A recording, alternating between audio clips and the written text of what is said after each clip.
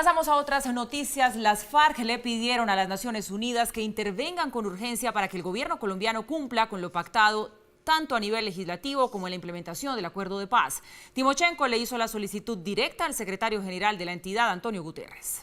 Por supuesto que recurriremos a todas las instancias internacionales porque estamos ante una situación de grave violación del acuerdo. En menos de 24 horas, las FARC pasaron de las palabras a los hechos. En esta carta, dirigida al secretario general de la ONU, Timochenko le hace una extensa narración de los incumplimientos del gobierno en la implementación del acuerdo con los excombatientes. Pero además registra su molestia por las modificaciones sustanciales que sufrió la JEP por cuenta de la Corte Constitucional y el Congreso. El líder de las FARC concluye su comunicación recordándole al secretario general que uno de sus hombres de confianza, que estuvo en el país mientras se discutían esos cambios, dejó en claro que si el gobierno no honra su palabra, sería mal visto por la comunidad internacional. El no cumplir con este compromiso esencial después de la entrega de las armas tendría repercusiones muy graves para el proceso y no sería entendido ni aceptado por la comunidad internacional.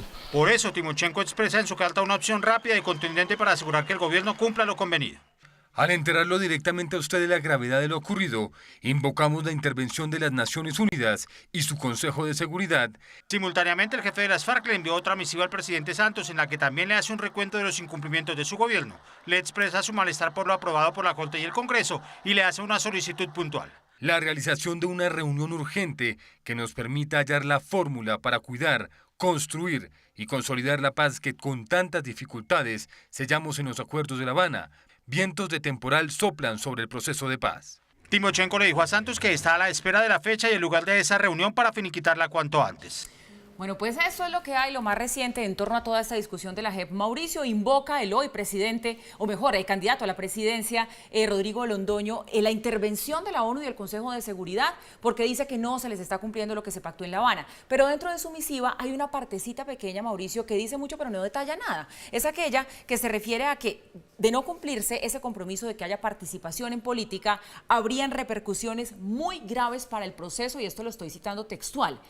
¿Qué son repercusiones graves? ¿A qué se refieren? ¿Cuáles podrían ser esas repercusiones? Paula, es difícil saberlo, así como es difícil saber lo que dijeron ayer las FARC, por ejemplo, mediante otros voceros, por ejemplo Jesús Santrich, cuando decía, este es el comienzo del fin del proceso de paz. ¿Qué quiere decir eso? ¿Es una amenaza con contenido concreto o es una amenaza abstracta o son palabras al aire? Vaya uno a saber qué quiere decir eso, porque además esto cada día, en este proceso, cada día trae su afán y las partes se acomodan de manera distinta.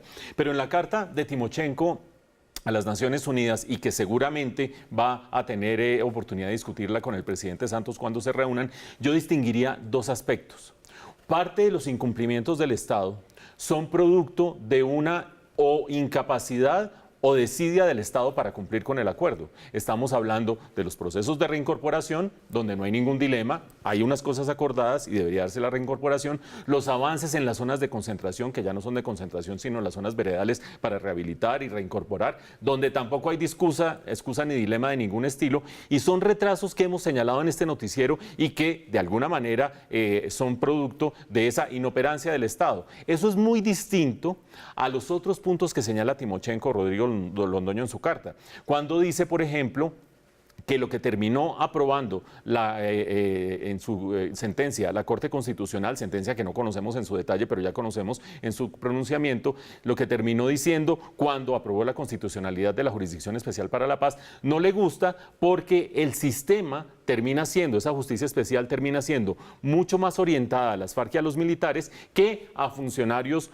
civiles del gobierno y además a terceros, es decir, un esquema que ellos suponían desde La Habana que iba a cubrir a todos los involucrados en el conflicto, se concentra en las partes militarmente involucradas en el conflicto.